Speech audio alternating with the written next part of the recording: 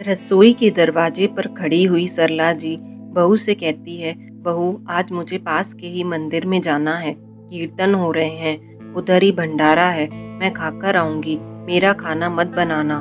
माँ जी, आज तुम कहीं नहीं जाओगी क्योंकि मुझे शॉपिंग करने के लिए जाना है और फिर जाने की तैयारी भी तो करनी है। जाने की तैयारी? कहाँ जा रही हो बहू? चौंकते हुए सरला जी ने पूछा। बच्चों की कुछ दिनों की छुट्टियां हो गई हैं, इसीलिए हम लोग नैनीताल मसूरी घूमने के लिए जा रहे हैं और साथ में इनके ऑफिस की एक दो फैमिली और जा रही है। क्या बेटा, नैनीताल मसूरी घूमने जा रहे हो? कब जा रहे हो? उदास होते हुए सरला जी ने कहा। हाँ, कल ही निकलना है। कल निकलना है? इतनी जल्दी बहू, तुमने तो बताया भी नहीं। इसमें बताने वाली क्या बात थी? आज बता दिया। इसीलिए आज तुम मंदिर मत जाना क्योंकि मुझे कल की सारी तैयारी करनी है। अगर तुम मंदिर चली गई तो घर पर कौन रहेगा? सरला जी अपने हाथ के दर्द को सहलाते हुए फिर से बहू से कहती है, बेटा कितने दिनों के लिए जा रहे हो और मेरे लिए क्या इंतजाम करके जा रहे हो? क्यों माँ जी, तुम्हारे लिए क्या इंतजाम करना है? भली चंगी तो हो। बहू कहाँ से भली चंगी दिख रही हूँ? 2 दिन पहले फिसल कर गिर गई थी। हाथ में इतनी ज्यादा चोट आई है, दर्द की वजह से हाथ ऊपर नीचे भी नहीं कर पा रही हूँ। डॉक्टर को दिखाने गई थी तो उसने प्लास्टर चढ़ाने के लिए बोला था, लेकिन तुम दोनों ने प्लास्टर चढ़ाने से मना कर दिया। दर्द की वजह से हाथ ऊपर नीचे भी नहीं उठा पाती हूँ। घर के सारे काम करना, खाना बनाना बहुत मुश्किल है। मैं अपना काम भी नहीं कर पा रही हूँ। वह तो दर्द की दवाइयाँ खा लेती हूँ तो इतने दिनों से रह पा रही हूँ। मैं आज बेटे से यही कहने वाली थी कि मेरे हाथ का प्लास्टर करवा दो। अब यह दर्द नहीं सहा जा रहा है। क्या माँ, थोड़ी बहुत चोट में इतना खर्च कराने की बात कर रही हो? अब थोड़ी बहुत चोट बुढ़ापे में लगती ही रहती है। अब क्या इतनी सी बात पर तुम्हारे हाथ पर प्लास्टर चढ़ा दें? दर्द की दवाई लेती रहो, 10-15 दिन में अपने आप ठीक हो जाएगा। और रही बात काम धाम की, तो माँ जी हाथ में चोट लगी है, हाथ टूटा नहीं है। अब जाओ अपने कमरे में बैठो। मेरे कमरे में खड़े होकर मेरा सर मत खाओ। मुझे तैयारी करनी है। शाम को सरला जी का बेटा राहुल ऑफिस से घर आया और अपनी पत्नी से कहता है, अरे संगीता, तुम्हें जाने के लिए कुछ शॉपिंग करनी थी ना? 10 मिनट में तैयार हो जाओ, तुम्हें अभी मार्केट लेकर चलता हूँ। जो कुछ भी खरीदना हो खरीद लेना। और हाँ, आज महीने की आखिरी तारीख भी है। घर का कुछ किराने का सामान लाना हो तो वह भी बता देना। संगीता कहती है, नहीं, किराने का कोई सामान नहीं लाना है। वैसे भी अभी हम लोग इतने दिनों के लिए घूमने जा रहे हैं तो घर में किराने का सामान लाकर क्या करना? जब आएंगे तब ले आएंगे। थोड़ा बहुत पिछले महीने का पड़ा है, बुढ़िया के लिए पर्याप्त है। बेटे की मार्केट जाने की बात सरला जी सुन लेती है और कहती है, बेटा मुझे डॉक्टर के पास ले चलो और मेरे हाथ पर प्लास्टर चढ़ा दो, बहुत दर्द हो रहा है। अगर तुम लोग घूमने के लिए चले गए और बाद में मुझे तकलीफ हुई तो कोई देखने वाला भी नहीं है।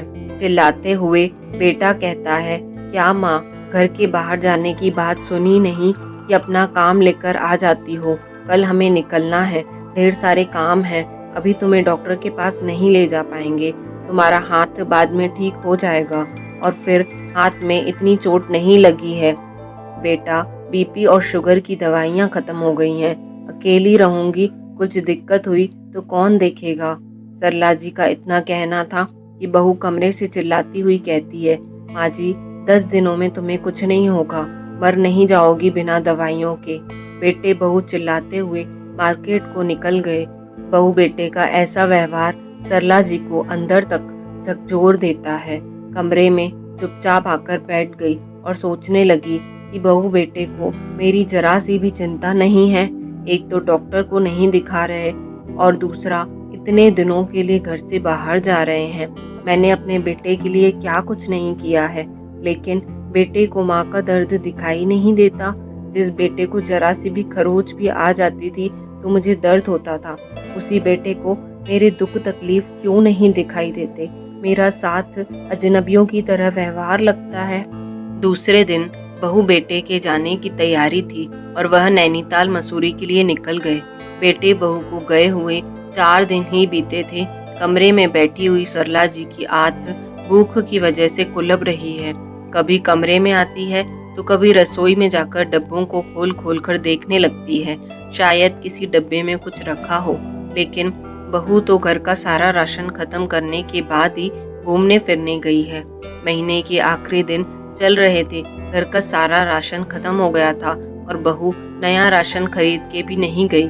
घर में कुछ आटा और दाल ही पड़े थे, जिसे बनाकर खाकर सरला जी बड़ी मुश्किल से अपने 4 दिन निकालती है। 2-4 दिन जैसे तैसे निकाल लेती है। उसके बाद जब घर में खाने को कुछ नहीं दिखता तो वह अपने बेटे को फ़ोन करती है। बेटा, बहुत भूख लग रही है, रसोई में खाना बनाने का सामान नहीं दिख रहा है।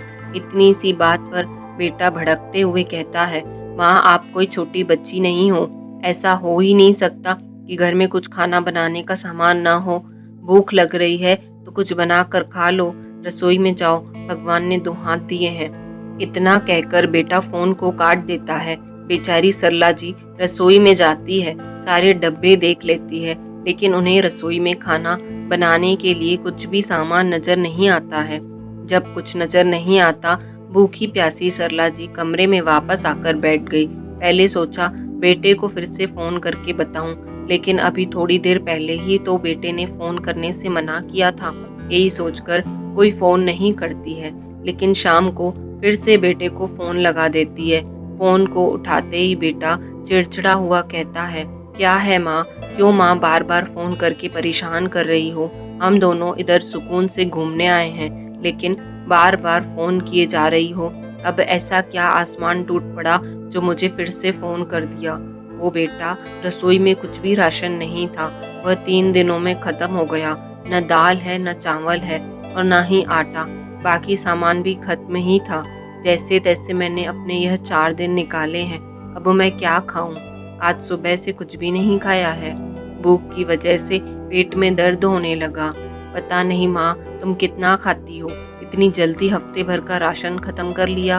अब मैं इतनी दूर से तुम्हारी कोई सहायता नहीं कर सकता। तुम्हें जो दिखाई दे उधर तुम करो, लेकिन मैं इधर से तुम्हारे लिए कुछ नहीं कर सकता। अपना पेट खुद भर लो। अब मुझे बार बार फ़ोन करके परेशान मत करना। जो भी परिस्थितियां हैं खुद ही देखो, मुझे परेशान मत करो। इतना कहकर बेटा फ़ोन काट देता है। बेटे को आने में अभी पूरे 6-7 दिन हैं। इन 7 दिनों में बिना खाए कैसे रहा जाएगा? बहू बेटा तो उनके हाथ में कुछ पैसे भी रख कर नहीं गए हैं, जिससे वह बाजार से कुछ खरीद कर ला सके। घर में ताला लगाकर सरला जी पास के मंदिर की तरफ चल पड़ती है, जहाँ रोज शाम के समय कीर्तन होता है और प्रसाद में कुछ न कुछ खाने को मिल जाता है। शायद मुझे भी उधर कुछ खाने को मिल जाएगा। यही सोचकर सरला जी मंदिर की तरफ जल्दी जल्दी कदम बढ़ा देती है। मंदिर में उस दिन हलवे का प्रसाद मिला। प्रसाद को खाकर सरला जी के पेट की भूख कुछ शांत हुई। रात के खाने का इंतजाम तो मंदिर से हो गया, लेकिन सुबह फिर से वही हाल। बेटे ने भी फोन करने से मना कर दिया। दोपहर के 11 बजने को हैं। रसोई में ऐसा कुछ नहीं जिसे बनाकर खाया जा सके। एक पैसा भी बेटा बहू देकर नहीं गए। बड़ी मुश्किल से सरला जी पास ही के किराने की दुकान पर गई और उससे कुछ सामान खरीद लिया और कहा कि पैसे उधार कर लेना, जब बेटा आएगा तो तुम्हें पैसे दे देगा। दुकान वाला अपने सामान को वापस लेते हुए कहता है, नहीं माँ जी, अगर तुम्हारे पास नकद पैसे हैं तो ही सामान मिलेगा। तुम्हारे बहू बेटे ने तुम्हें उधार देने से मना किया है। कहा था अगर मेरी माँ तुम्हारी दुकान पर कुछ उधार लेने आए तो उसको मत देना, इसीलिए मैं तुम्हें 1 किलो आटा भी नहीं दे सकता। दुकानदार की बात सुनकर सरला जी दंग रह गई कि मेरे बहू बेटे दुकानदार से मेरे कुछ लेने के लिए मना करके गए हैं। पास के ही एक चबूतरे पर थक हार कर बैठ गई। हाथ में बहुत दर्द हो रहा था। आंखों से आंसू बहने लगे कि हाय रे मेरी किस्मत, अपने बेटे के लिए क्या क्या नहीं किया, कितनी मुश्किलों से उसको पाला पोसा, बचपन में उसकी हर एक चीज का ख्याल रखा, किसी चीज की कमी नहीं होने दी। अगर बेटा महंगी से महंगी चीज खाने के लिए भी कहता तो मैं अपने आटा और चावल के डब्बे में छुपे हुए पैसे निकालकर उसको दे देती और उसकी पसंद की चीज दिला देती। जब बेटा 6 साल का था तो साइकिल के लिए मचल गया था।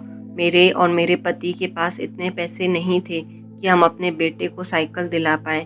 बेटे को साइकिल दिलाने के लिए मैंने अपने कान के झुमके गिरवी भी रख दिए थे, तब जाकर उसको साइकिल दिलवाई थी और वह झुमके मैं आज तक छुड़ा नहीं पाई। साइकिल दिलाने के बाद बेटे के चेहरे पर जो खुशी आई थी, उसे देखकर हम दोनों पति पत्नी कितना खुश हो गए थे। देखकर फूले नहीं समा रहे थे। इतना कुछ करने के बाद भी मुझे नहीं पता था कि बुढ़ापे में बेटा मुझे एक एक रोटी के लिए भी तरसाएगा, एक एक रोटी के लिए परेशान करेगा। बड़ी मुश्किलों से बेटे को पढ़ाया, तब जाकर उसकी नौकरी लगी। नौकरी लगने के बाद हम दोनों पति पत्नी ने सोचा था कि अपने बेटे बहू के साथ आराम से रहेंगे। अब घर में पैसों की और खाने पीने से लेकर किसी भी चीज़ की कोई कमी नहीं थी, लेकिन वह सिर्फ बहू बेटे के लिए है, मेरे लिए नहीं। आज मेरी परिस्थितियां पहले से भी बदतर हो गई हैं। पहले कम से कम भरपेट खाना तो खाती थी, आज तो बहू बेटे के पास पैसा होते हुए भी वह दोनों मुझे भरपेट खाना नहीं देते, दवाइयों के लिए पैसे नहीं देते। मैं अपना खर्चा भी नहीं चला पाती हूँ।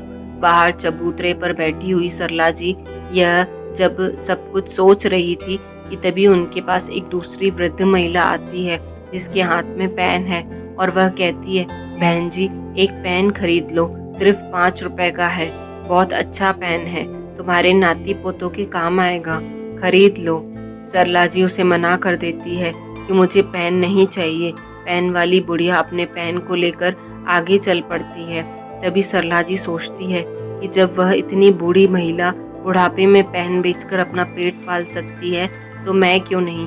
सरला जी भाग कर जाती है और उस बुढ़िया का हाथ पकड़कर पूछती है कि तुम्हें यह पेन कहाँ से मिले, कौन तुम्हें यह पेन बेचने के लिए देता है, तुम पेन को बेचकर कितना कमा लेती हो। तो पेन वाली बुढ़िया कहती है, बहन पास में ही एक बहुत बड़ी दुकान है, जहाँ पर दुकान का मालिक बैठता है और हम जैसे बूढ़े और बच्चों को सड़क के किनारे पेन बेचने के लिए देता है। जो जितना पेन बेचता है उस हिसाब से उसे दिन भर के पैसे मिल जाते हैं। उतने में मेरा गुजारा बहुत अच्छे से हो जाता है, भर पेट खा लेती हूँ, 150 बच भी जाता है। पेन वाली बूढ़ी महिला की बात सुनकर के सरला जी की आंखों में चमक आ गई। वह कहती है, मुझे भी उस दुकान के पास लेकर चलो, मुझे भी पेन बेचना है, मैं भी भरपेट खाना खाना चाहती हूँ, कुछ पैसे कमाना चाहती हूँ। सरला जी दुकान पर जाती है और दुकानदार से कहती है कि वह भी पेन बेचना चाहती है। दुकानदार उन्हें खुशी खुशी पेन बेचने के लिए दे देता है और कहता है, शाम को जितने भी पेन बिकेंगे उसके पैसे मेरे पास आकर ले जाना। इसके लिए वह तैयार हो जाती है। इसी तरह से सड़कों के किनारे आने जाने वाली गाड़ियों में और गुजरने वाले लोगों में सरला जी पेन बेचने लगती है, लेकिन दुनिया वाले उनके बेटे को गलत ना समझें, इसीलिए सरला जी साड़ी के पल्लू से अपने पूरे चेहरे को ढके रहती है। वह सिर्फ अपनी आंखों को ही खोल कर रखती है, बाकी पूरे चेहरे को बंद रखती है, ताकि वह किसी की पहचान में ना आ सके। पहले दिन ही 20 पेन बिक जाते हैं। इसके बदले में उन्हें कुछ रुपए मिलते हैं। रुपयों को लेकर सरला जी दुकानदार के पास जाती है। 2 किलो आटा और 1 किलो चावल खरीद कर ले आई। दूसरे दिन सुबह सुबह सरला जी ने आटे से अपने लिए रोटियां बनाई। आज उन्होंने अपने कमाई से भरपेट खाना खाया। बड़ा ही सुकून मिल रहा था। जल्दी जल्दी घर का सारा काम करके फिर से वह पेन बेचने के लिए आ गई। उन्हें यह सब करना बहुत अच्छा लग रहा था, क्योंकि इससे उन्हें भरपेट खाने को मिल रहा था और बेटे के आगे हाथ भी फैलाने नहीं पड़ रहे थे। वरना 2 रोटी के बदले में बेटे बहू मुझे कितना कुछ सुनाते हैं, भरपेट खाना भी नहीं देते। अगर 2 रोटी से ज्यादा तीसरी रोटी बहू से मांग लो तो ऐसे आंख निकालते हैं जैसे मुझे अभी कच्चा चबा जाएंगे। कितने दिनों से बहू बेटे के साथ मैंने भरपेट खाना नहीं खाया था। यह सब काम सरला जी को बड़ा अच्छा लग रहा था, लेकिन कहीं न कहीं उनके मन में डर भी था कि कोई उन्हें पहचान न ले। एक दिन वह इसी तरह से पेन को बेच रही थी, तभी बहुत तेज आंधी तूफान आने लगा। सरला जी के हाथ में बहुत सारे पेन थे, वह अभी अभी लेकर आई थी और वह चाहती थी कि उनके सारे पेन बिक जाएं। उसके बाद ही वह घर जाएंगी, जिससे कल के खाने पीने का भी इंतजाम हो जाएगा। इसीलिए आंधी तूफान आने के बाद भी वह सड़क से नहीं हटी और बराबर पेन लेकर खड़ी रही। और उनको आने जाने वाले लोगों को बेचती रही। तभी सरला जी के सामने एक बड़ी सी गाड़ी रुकी। गाड़ी में एक बुजुर्ग महिला बैठी हुई थी। वह सरला जी को बड़ी ही गौर से देखने की कोशिश करती है और उनको पहचानने की कोशिश करती है, लेकिन चेहरे पर पल्लू होने की वजह से उसे ठीक से पहचान नहीं पा रही है। गाड़ी में ही बैठा हुआ उसका बेटा कहता है, क्या हुआ माँ, तुम बार बार उस पैन वाली औरत को क्यों देख रही हो? ऐसा लग रहा है शायद तुम उसको जानती हो। तभी 12 साल का पोता कहता है, दादी को सभी जानने पहचानने वाले ही लगते हैं, हर किसी को अपना बताने लगती है। तभी सरला जी कार के पास आती है और कार में बैठी हुई महिला से कहती है, अपने पोते के लिए यह पेन खरीद लो, सिर्फ 10 रुपए का है। आवाज सुनते ही कार में बैठी हुई महिला चौंक जाती है और कहती है, क्या तुम सरला हो? अपना नाम सुनते ही सरला जी उस औरत को गौर से देखती है और सकपका जाती है। पेन के पैसे लिए बिना ही वह उधर से दूसरी तरफ चली जाती है। रोड की दूसरी तरफ कुछ बोरियां रखी थी, वह उनके पीछे छुप जाती है। उन्हें डर लग रहा था कहीं इस शहर में कोई उन्हें पहचान न ले और बेटे से जाकर शिकायत न कर दे। अगर बेटे से शिकायत कर दी तो बहुत डांट लगाएगा कि तुम शहर में रहकर नाक कटवा रही हो, क्या जरूरत थी पेन बेचने की। लेकिन कोई यह जानने की कोशिश नहीं करेगा कि मैं किस मजबूरी में यह पेन बेच रही हूँ। भरपेट खाना खाने के लिए ही मैं यह पेन बेच रही हूँ। सरला जी छुपकर बैठी हुई थी, तभी पीछे से वह महिला आई और सरला जी के सर से पल्लू को हटा दिया। सामने सरला जी को पेन बेचते हुए देखकर उनको गले लगकर रोने लगती है और कहती है, सरला, मैं तुम्हारी बचपन की सहेली शशि हूँ। तुमने अपना क्या हाल बना लिया है और पेन क्यों बेच रही हो? तुम्हारे बच्चे किधर हैं? सरला जी को जिस चीज का डर था आज वही हो गया। फिर वह अपनी सहेली शशि को गले लगकर रोने लगती है। शशि जी पूछती हैं, अब सच सच बताओ सरला, ऐसी क्या मजबूरी है आन पड़ी है जो तुम्हें सड़कों पर पेन बेचने पड़ रहे हैं? रोती हुई सरला जी कहती है, क्या बताऊं सखी, अपने पेट की भूख मिटाने के लिए ही मैं सड़कों पर पेन बेच रही हूँ। बहू बेटे बाहर घूमने के लिए गए हैं, घर में कुछ खाने पीने का सामान भी नहीं है। शशि जी बुजुर्ग लोगों की एक सामाजिक संस्था चलाती है। अपनी सहेली को देखकर उन्हें इतना तो अंदाजा लग जाता है कि उनकी क्या परिस्थितियां हैं और वह इन किन परिस्थितियों से गुजर रही है। शशि जी कहती हैं, अरे सरला, तेरे शहर में आई हूँ और तू मुझे अपने घर ले जाने के लिए भी नहीं कह रही है। चल मैं तेरे घर चलती हूँ। घर चलने की बात सुनकर सरला जी थोड़ी सकपका जाती है। उन्हें लगता है कि अगर अपनी सहेली को घर ले जाऊंगी तो उन्हें क्या खिलाऊंगी। मेरे घर में तो इतना सामान भी नहीं है कि मैं 4 लोगों का खाना बनाकर खिला सकूं, उनको ढंग का चाय नाश्ता करा सकूं। और मेरी सहेली तो इतने पैसों वाली है। हालांकि मेरा घर अच्छा बना हुआ है, घर में सामान भी खूब है, लेकिन खाने पीने की चीजों की बहुत कमी है। शशि जी को सरला जी की परिस्थितियों को जानना था, इसीलिए वह जिद करके सरला जी के घर पहुंच गई। सरला जी के कल के कुछ पैसे बचे हुए थे, उन्हीं पैसों से दूध का पैकेट और थोड़े से नमकीन बिस्किट लाकर अपनी सहेली का स्वागत सत्कार करती है। अरे, तेरे बहू बेटे दिखाई नहीं दे रहे, वह कहाँ है? मेरे बहू बेटे नैनीताल मसूरी घूमने गए हैं। बच्चों की गर्मियों की छुट्टियां थी तो 10 दिनों के लिए गए हैं, आज शाम तक आने वाले हैं। कल ही बेटे का फोन आया था। फिर तो अच्छा है, मैं तुम्हारे बेटे बहू से भी मिल लूंगी। कभी तुम्हारे बहू बेटे से नहीं मिली हूँ। तुम्हारी एक बेटी भी है, वह कहाँ है? वह तो अपने ससुराल में है, उसकी सास की तबीयत ठीक नहीं रहती, इसलिए कभी कभार आ जाती है। जब से उसके पिताजी गए हैं तब से वह सिर्फ हर 6 महीने में मुझसे मिलने आ जाती है, लेकिन ससुराल में उसको बहुत सारी जिम्मेदारियां हैं, इसीलिए मैं बेटी को परेशान नहीं करती हूँ। सरला जी यह नहीं बताती है कि लास्ट टाइम उनकी बेटी 2 साल पहले आई थी, जब उनके बहू बेटे ने अपने बेटे के जन्मदिन पर उसे बुलाया था। उस पर सोने के कंगन चोरी का इल्जाम लगा दिया था, जिसकी वजह से बेटी का बहुत अपमान हुआ था, जिसकी वजह से बेटी ने मायके में आना छोड़ दिया। कभी कभार फोन पर मुझसे बात करके मेरा हालचाल पूछ लेती है। सरला जी एक सवाल का जवाब दे पाती हैं, तब तक शशि जी दूसरा सवाल पूछ बैठती हैं, और तेरे बहू बेटे वह तेरा ख्याल तो रखते हैं ना? जानबूझकर शशि जी बार बार बहू बेटे की बात पूछ रही है, लेकिन जैसे ही बहू बेटे के बारे में वह पूछती, वैसे ही सरला जी के चेहरे का रंग उड़ जाता है। तभी अचानक से दरवाजे पर किसी के आने की आवाज आती है। सभी लोग दरवाजे की तरफ देखने लगते हैं। देखकर सरला जी चौंक जाती है, क्योंकि उनकी बेटी और दामाद दोनों सामने खड़े हैं। बेटी भागकर माँ के गले लग जाती है। माँ की हालत देखकर बड़ी ही दुखी होती है। शशि जी उसे माँ की सारी बातें बता देती है कि उसकी माँ सड़कों पर पैन बेचकर अपने पेट का गुजारा कर रही है, जिसे सुनकर नेहा बहुत रोती है और कहती है, माँ इतना कुछ हो गया, आपने मुझे क्यों नहीं बताया? बेटा, तुम्हारे ऊपर पहले से ही इतनी सारी जिम्मेदारियां हैं। मैं तुम्हें अपनी तकलीफें बताकर तुम्हें और परेशान नहीं करना चाहती थी, लेकिन यह बताओ तुम अचानक से इधर कैसे आई? माँ, मैंने सोशल मीडिया पर भाई भाभी के मसूरी घूमने के फोटो देखे थे। मुझे लगा भाई भाभी घर पर नहीं है, तो चलो आपसे मिल लेती हूँ, वरना भाई भाभी के सामने तो मैंने सोचा था घर कभी नहीं आऊंगी, लेकिन जब तक मेरी माँ है मैं अपने घर को और मायके को कभी नहीं छोड़ूंगी। आपसे बिना मिले मेरा दिल नहीं माना। शशि जी कहती हैं, बहुत अच्छा किया बेटा, जो तू अपनी माँ से मिलने चली आई। अब तू ही अपनी माँ को समझा। तेरे भाई भाभी माँ के साथ सही नहीं कर रहे हैं, इतना तो मुझे और तुझे दोनों को समझ में आ रहा है। अगर तुझे किसी भी तरह की ज़रूरत हो तो मैं एक सामाजिक संस्था भी चलाती हूँ, बेझिझक मेरे पास आ जाना, मैं तुम्हारी हर तरह से मदद करूँगी।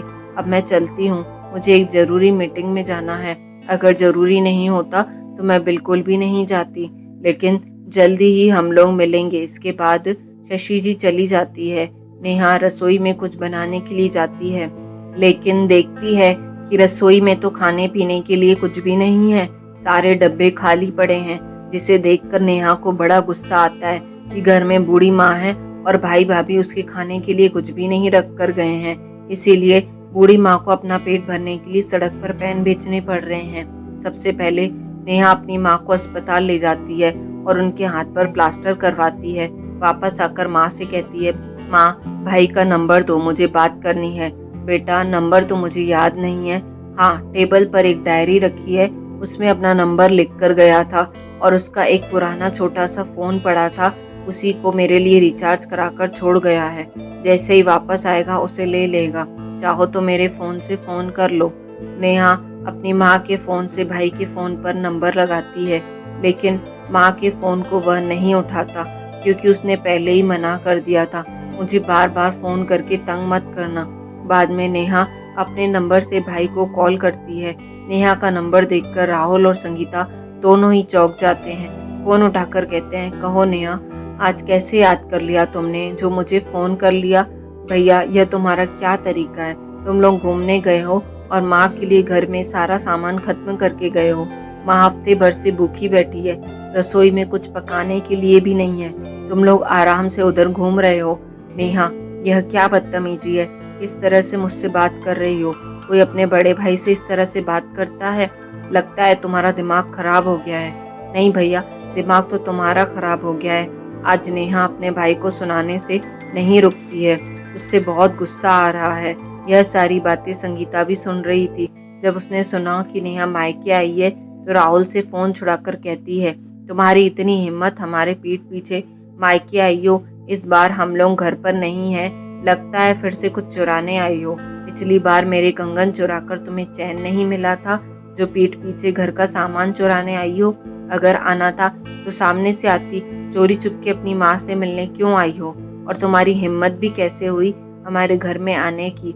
अगर मैं होती तो तुम्हें अपने घर की दहलीज भी न चढ़ने देती, दरवाजे से ही वापस भगा देती। भाभी की बातें सुनकर नेहा को बहुत गुस्सा आता है। कड़क आवाज में नेहा कहती है, भाभी, मैं तुम्हारे घर नहीं, अपनी माँ के घर आई हूँ, और जब तक मेरी माँ जिंदा है मुझे मेरी माँ के घर आने से कोई नहीं रोक सकता। तुम भी नहीं रोक सकती हो, समझ में आया? फोन पर चिल्लाती हुई संगीता कहती है, तुम ऐसे नहीं मानोगी। अभी मैं घंटे भर में आ रही हूँ, और घर से धक्के मारकर ना निकाला तो कहना। ठीक है भाभी, आ जाओ, मैं भी तुम्हारा ही इंतजार कर रही हूँ। इतना कहकर नेहा फोन को काट देती है। इधर नेहा अपनी माँ को समझाते हुए कहती है, माँ, ऐसे आप कब तक घुट घुट कर भाई और भाभी के साथ रहती रहोगी? वह दोनों आपको भरपेट खाना भी नहीं देते हैं, घर का इतना सारा काम करवाते हैं, खुद तो अपने ऊपर इतने सारे पैसे खर्च करते हैं घूमने फिरने में, बाहर मूवी देखने में, शॉपिंग करने में और पार्टियां करने में, लेकिन जब आपकी बारी आती है तो रसोई में कुछ खाने पीने के लिए भी नहीं छोड़ते, डॉक्टर को भी नहीं दिखाते, जबकि यह घर आपका है, पिताजी ने बनवाया था और आपके ही नाम है। फिर भी आपको परायों की तरह इस घर में रहना पड़ रहा है, भूख को मारना पड़ रहा है। अब आपको अपने लिए कुछ न कुछ कदम जरूर उठाना चाहिए। नेहा की बात सुनकर सरला जी मायूस होते हुए कहती है, बेटा मैं क्या कर सकती हूँ, इस बुढ़ापे में मैं बहू बेटे को छोड़कर कहाँ जाऊंगी। माँ, जाने के लिए बहुत सारे रास्ते हैं, लेकिन हिम्मत आपको ही दिखानी पड़ेगी। माँ, यह घर आपके नाम है, इतना बड़ा घर है, अगर इसको तुम किराए पर दे दोगी तो बहुत सारे पैसे तुम्हें मिलने लगेंगे, जिससे आराम से अपना खर्चा चला पाओगी। चोरी छुपे पेट भरने के लिए पेन नहीं बेचने पड़ेंगे और भरपेट खाना भी खा पाओगी। सच में बेटा, ऐसा हो सकता है? हाँ, बिल्कुल हो सकता है। अगर हमें ज़रूरत पड़ी तो हम शशि मौसी को भी बुला लेंगे, वह हमारी मदद जरूर करेगी। नेहा, क्यों माँ को भड़काने में लगी हुई हो? शर्म नहीं आती? अपने बहू बेटे के खिलाफ उनको भड़का रही हो। बैग आंगन में रखते हुए राहुल, नहीं राहुल, यह दोनों माँ बेटी ऐसे नहीं मानेंगी। संगीता नेहा का हाथ पकड़कर घर से धक्के मारकर निकालने लगती है। निकल जाओ मेरे घर से। बड़ी आई माँ को सलाह देने वाली। बहू के हाथ से बेटी का हाथ छुड़ाते हुए सरला जी कहती हैं, खबरदार बहू को, जो तुमने मेरी बेटी को मेरे घर से बाहर निकालने की बात कही तो मुझसे बुरा कोई नहीं होगा। हंसती हुई संगीता कहती है, देख रहे हो राहुल, तुम्हारी बहन ने माँ को कितना भड़काया है। तुम्हारी माँ अब बोलने भी लगी है। लगता है बेटी के साथ साथ इस बुढ़िया को भी घर से निकालना पड़ेगा। अपनी सहेली शशि और बेटी के समझाने से सरला जी की हिम्मत बढ़ गई थी। हिम्मत दिखाते हुए बहू का हाथ पकड़कर घर से बाहर कर देती है। कहती है, कान खोलकर सुन लो बहू, यह मेरा घर है, तुम मुझे और मेरी बेटी को इस घर से कभी नहीं निकाल सकती। एड़ी चोटी का जोर लगा लो, तब भी मेरी बेटी को और मुझे इस घर से नहीं निकाल पाओगी। जब मेरा मन करेगा मैं अपनी बेटी को अपने घर बुलाऊंगी। 2 साल से मेरी बेटी अपने मायके भी नहीं आ पाई है।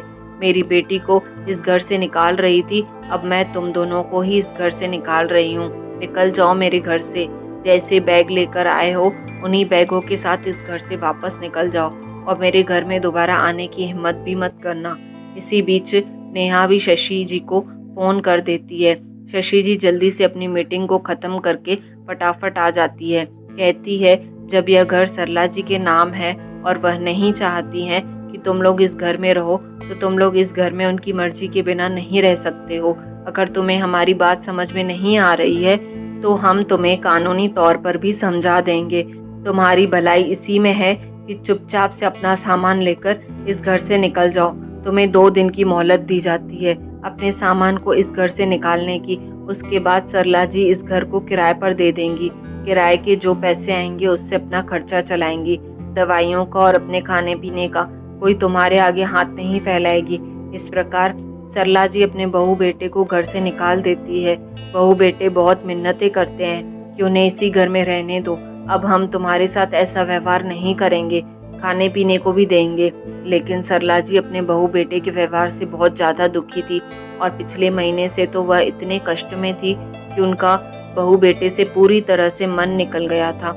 इतने दुख तकलीफ में होते हुए भी बेटा बहू उन्हें अस्पताल दिखाने नहीं ले गए। पूरे महीने से वह दर्द से तड़प रही थी। जब बेटी आई तो उसी ने अस्पताल में दिखाया। बहू बेटा तो अपना आराम से घूमने के लिए चले गए थे, खाने पीने के लिए तरसा दिया था। यह सारी बातें बार बार सरला जी के दिमाग में घूमती रही, जिसकी वजह से वह बहू बेटे को माफ नहीं कर पाई और आराम से अपने घर में रहने लगी। 2 कमरे उन्होंने अपने लिए रख लिए, बाकी पूरा घर किराए पर दे दिया। किराए के पैसे से वह अपने खाने पीने का और अपनी दवाइयों का खर्चा चलाने लगी। अब उन्हीं छोटी छोटी बातों के लिए ना तो बहू बेटे के ऊपर आश्रित रहना पड़ता और ना ही उनके सामने गिड़गिड़ाना पड़ता। कुछ भी तकलीफ होती तो हाथ में पैसे होने की वजह से डॉक्टर को दिखा लेती। तो दोस्तों, बुढ़ापे में हाथ में पैसे होना बहुत ज़रूरी है। हम अपने बच्चों के लिए सब कुछ करते हैं, लेकिन हमें अपने बुढ़ापे के लिए भी थोड़ा बहुत पैसा बचा कर रखना चाहिए, जिससे छोटी छोटी ज़रूरत के लिए बहू बेटों के आगे हाथ न फैलाना पड़े। भले ही बहू बेटे कितने ही अच्छे हों, लेकिन फिर भी कुछ पैसे अपने पास ज़रूर रखें जो आपके बुढ़ापे के सच्चे साथी हैं। तो दोस्तों, आज की कहानी में बस इतना ही। आपको हमारी आज की कहानी कैसी लगी कमेंट करके ज़रूर बताइएगा। अगर आपको कहानी पसंद आई हो तो ऐसी और कहानियों के लिए चैनल पर हमारे साथ बने रहे। और हाँ, जिन्होंने चैनल को अभी तक सब्सक्राइब नहीं किया है वो जल्दी से चैनल को सब्सक्राइब कर लें। मिलते हैं जल्दी अगली कहानी के साथ। तब तक के लिए आपसे विदा लेते हैं। धन्यवाद।